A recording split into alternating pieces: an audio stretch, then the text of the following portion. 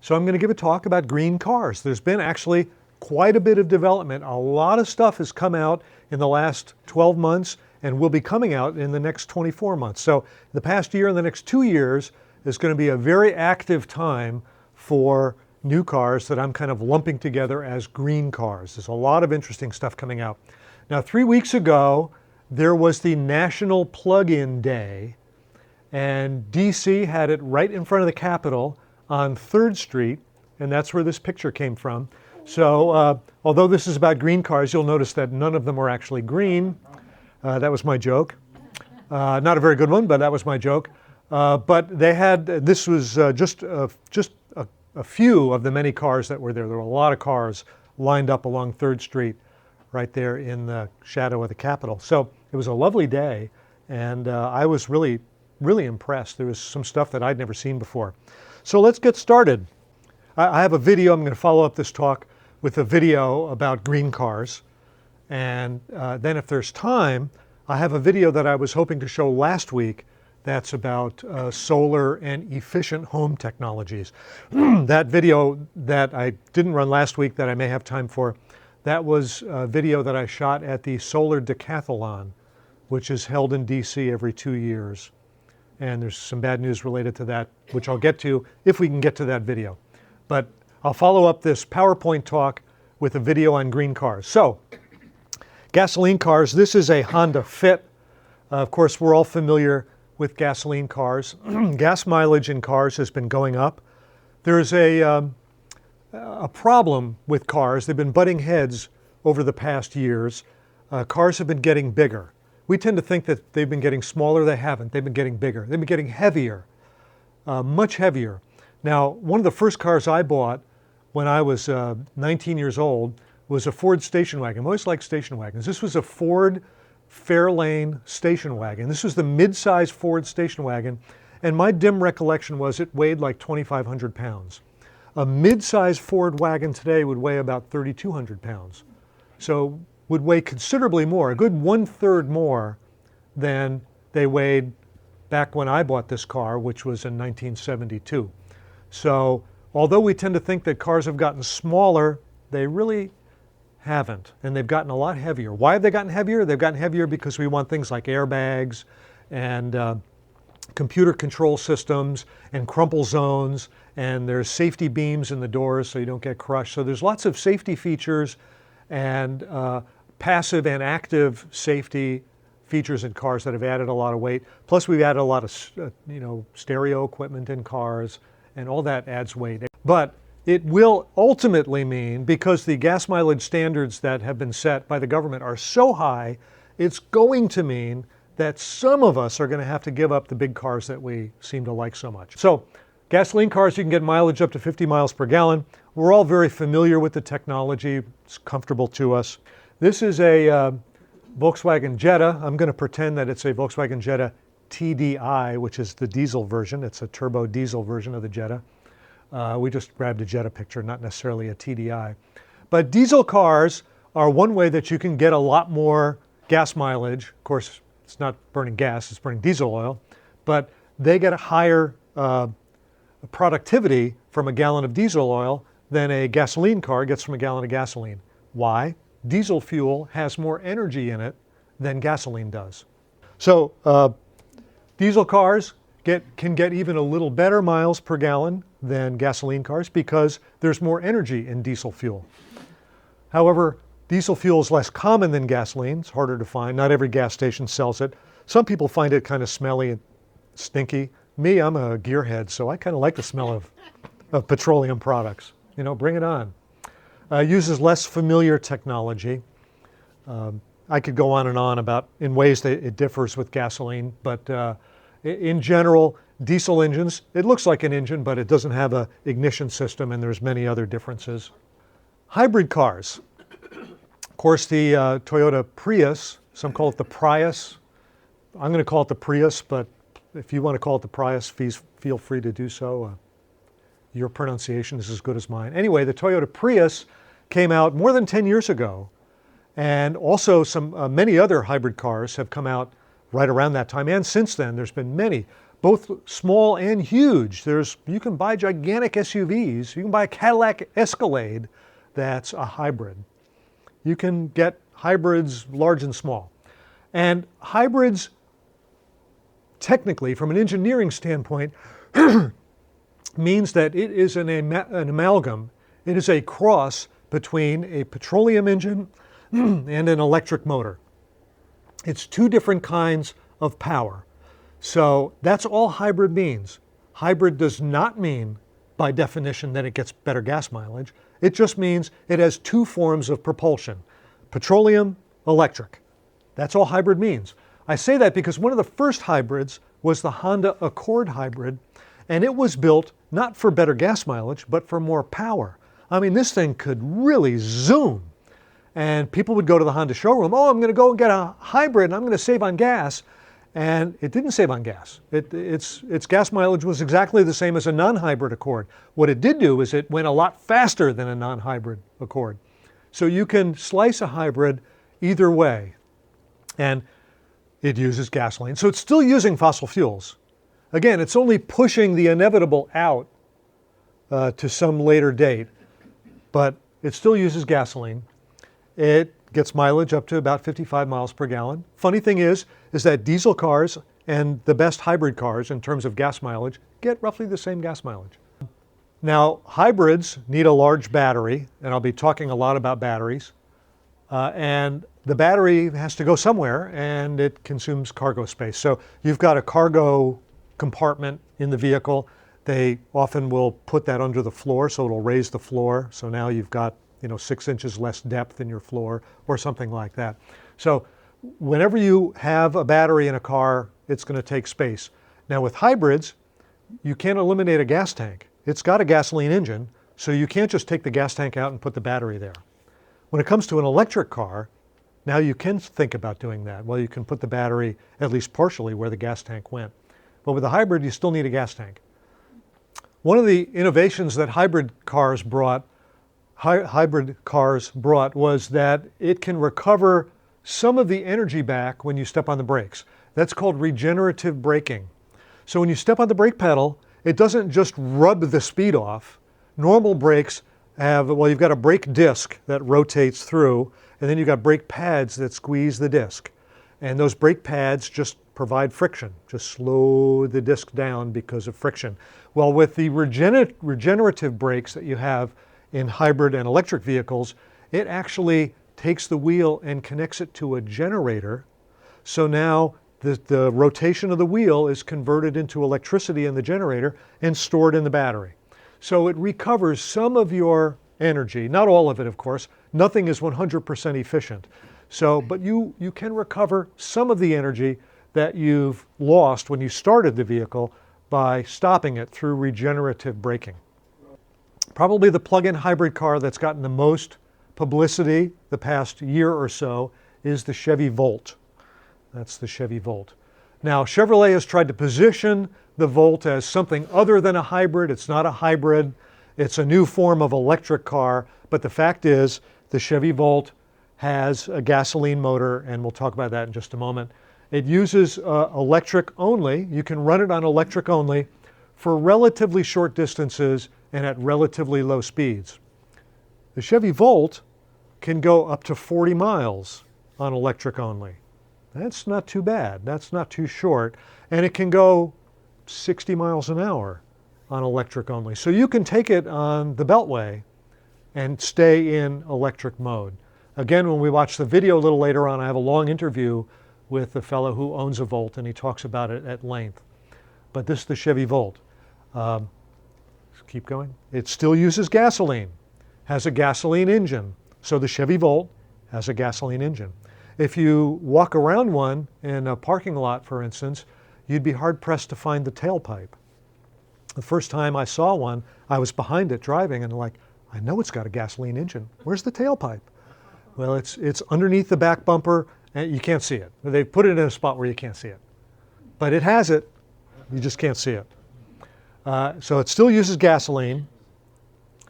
It has a very high torque electric motor. Electric motors can provide propulsion just like gasoline motors do, gasoline engines. Gasoline engines tend to provide more torque at higher RPM. Electric motors provide their torque at lower RPM. Okay, some of this sounds extremely technical. What that means is when you're stopped at a light and it's time to go, you step on the gas pedal. And that response that the car has where it pulls away from a stop, torque is the characteristic that gives you that pull. That's what gives you that pull. Electric motors have more of that pull than gasoline engines have. So you'll find that if you get a chance to drive an electric car, it's like, whoo, that was satisfying. They really pull off the line. And I mean, you may not think that you're enticed by this kind of characteristic. Let me tell you, it's intoxicating. You step on the gas pedal and it's whoosh, there you go. And it's nice. And so the more toward electric a car goes, the more it has this characteristic of high torque. And I think you'll find that it's kind of nice.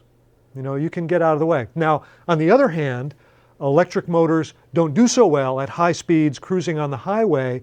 They lose their oomph. You can cruise, it'll get you there, and you can stay there, but you have to nail it to get around some semi or something like that. They're going to say, I don't do that very well. The gasoline engines do that really well. And so again, if you're careful, if you're driving around Annandale and you have a plug-in hybrid, you don't ever have to use any gasoline. Again, I've got that interview with the guy with the Chevy Volt. He talks about that at length. So I don't want to discuss that too much. Plug-in hybrids, it's called a plug-in because you can plug it in at home.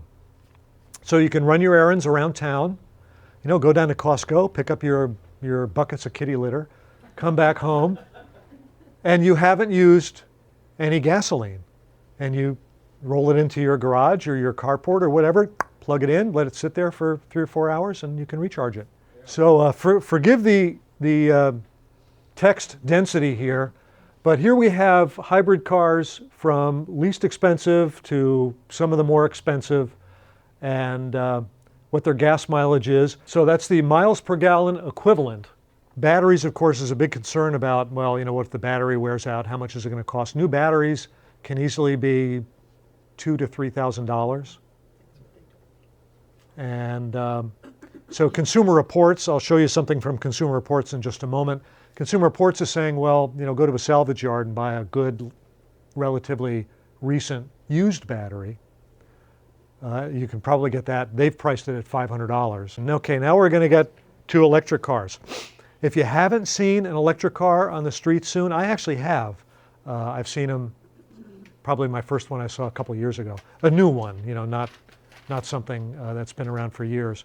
Anyway, this is a Nissan Leaf. It is an all-electric car, and it's being sold now. Electric cars, limited range. The Nissan Leaf, its range maximum tops out at 110 miles. Expensive to buy. The cheapest one out now is the Mitsubishi, it has the name IMIEV. IMIEV. And it's $30,000. $30,000. And it's this small, ugly thing. You'll see it in the video. But there's more. That's the cheapest. They go up from there. They can take hours to charge. Now, of course, at your home, you have 120 volt current and you have 240 volt current. If you set it up so that you can charge it with 240 volt, the length of time drops substantially. This car, like a Nissan Leaf, would get a full charge in 4 to 5 hours. So if it's completely run flat, you can fill it up in 4 to 5 hours. Now, if you've only used, down to like 60%, well, you'll top it up in an hour or two. And there's also fast chargers coming where you can get like 80% of the charge in half an hour. Here's the Mitsubishi. This is, the lowest sticker price for these cars. And here you see the range. Now, if you've got that long distance you need to drive to go to Richmond, you need a Tesla Model S. Actually, the Tesla Model S comes in 3 versions, pretty much differentiated by the size of the battery. The small version, or the lowest price version, has the smallest battery and therefore the lowest range. To get the 300 miles, you have to get the higher range, and they go up in $10,000 increments. So it's $50,000 for the lowest range, $60,000 for the next, $70,000 to get you the 300 miles. So here's electric vehicles, and the Ford Focus is now being sold. I actually got to test drive one at this event, and it's on my video. It's not me behind the wheel, it's some guy with a beard. But I was in the back seat shooting video. And there's a Toyota RAV4. So if you've got to have your SUV, there's a RAV4 that's all electric. I'm actually going to show in the video a RAV4 that's all electric from 10 years ago. That was an earlier generation of electrics that the manufacturers stopped making, and now they're going to be remaking them. This is directly from Consumer Reports.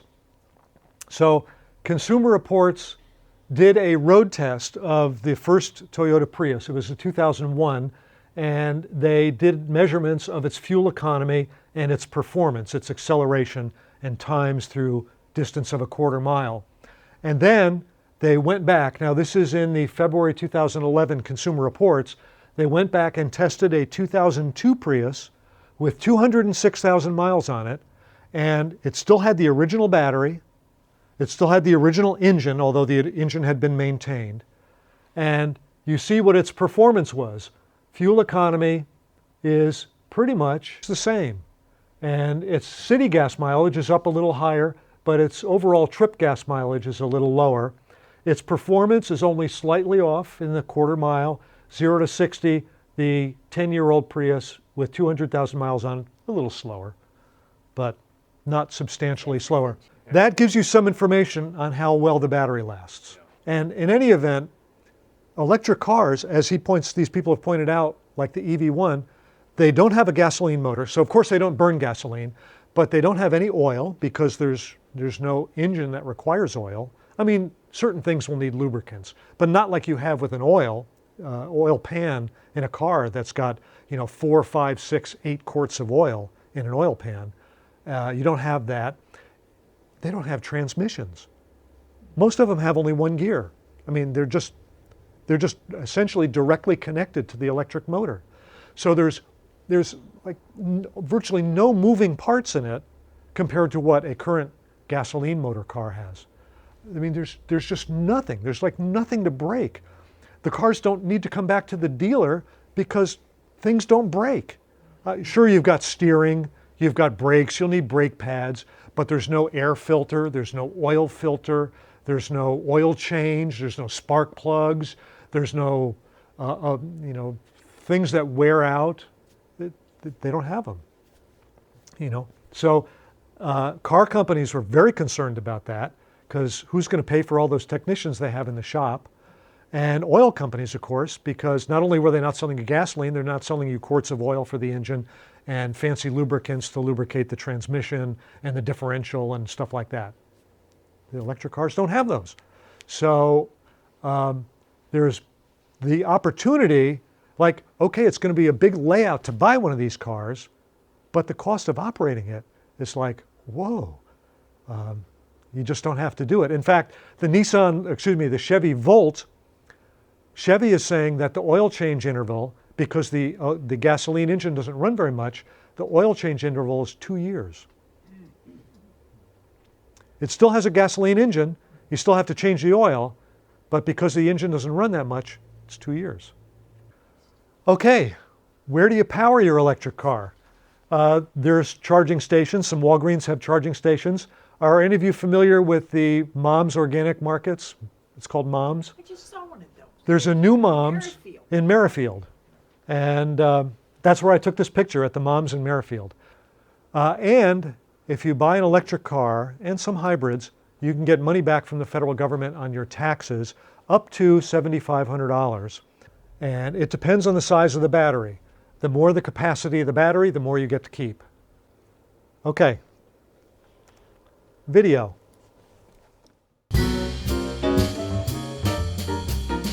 September 23rd was National Plug-in Day, and more than a dozen electric vehicles of all types gathered in front of the Capitol to show off their wares. This is a rather familiar-looking Toyota Prius